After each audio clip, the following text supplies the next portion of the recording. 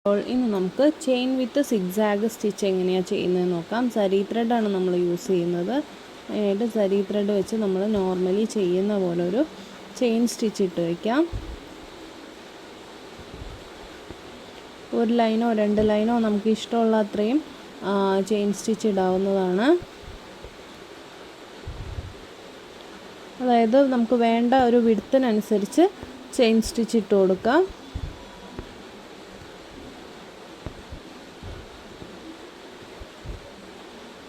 ഞാനിപ്പോൾ ഒരു 2 ലൈനാണ് ചെയ്യുന്നത്. അപ്പോൾ ഇവിടെ ചെറിയൊരു ചെയിൻ ലോക്ക് എടുത്തിട്ട് നമുക്ക് അപ്പുറത്തേക്ക് പോവാം.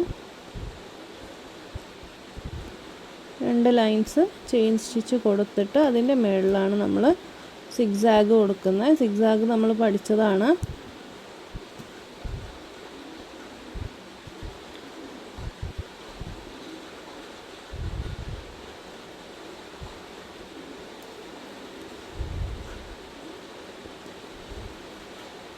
അങ്ങനെ 2 ലൈനോ 4 ലൈനോ എത്ര വേണേലും നമുക്ക് കൊടുക്കാം. ഇനി ഇവിടെ നമ്മളൊരു ചെറിയ ചെയിൻ ലോക്ക് കൊടുത്തിട്ട് ഇതേ കളർ ത്രെഡ് തന്നെയാണെങ്കിൽ അവിടെ ചെയിൻ ലോക്ക് കൊടുക്കുക. അല്ലാന്നുണ്ടെങ്കിൽ എൻഡ് ലോക്ക് കൊടുത്ത് വേറെ കളർ ത്രെഡ് എടുക്കുക. ഒരു ചെയിന് അപ്പുറവും ഇപ്പുറവും ഇങ്ങനെ ചുമ്മാ മാറ്റിയിട്ടാൽ മതി. ഓക്കെ, അടിയത്തെ കെട്ട് വരുന്നുണ്ടാവുമെന്ന് നോക്കണേ. ചുമ്മാ നമ്മൾ സിഗ്സാഗ് എന്ന് പറഞ്ഞാൽ അപ്പുറവും ഇപ്പുറവും ലോക്ക് കൊടുക്കുന്നുണ്ട്. ആ ലോക്കിൻ്റെ ആവശ്യമില്ല. ചുമ്മാ അതിങ്ങനെ അപ്പുറവും ഇപ്പുറവും ജസ്റ്റ് ഒന്ന് ചെയിൻ എടുത്ത് പോയാൽ മതി. നിങ്ങൾക്ക് കാണാൻ വേണ്ടിയിട്ടാണ് ഞാൻ അകത്തി ചെയ്തേക്കുന്നത്. അതായത് കുറച്ചുകൂടെ അടുത്തടുത്താണ് ശരിക്കും ചെയ്യേണ്ടത്.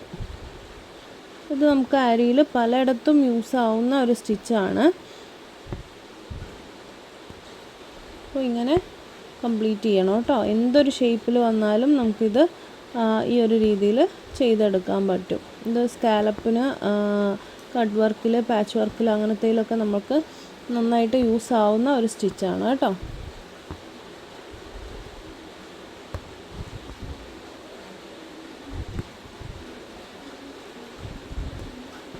ലാസ്റ്റിൽ എൻഡ് ലോക്ക് ഇട്ട് വയ്ക്കാം.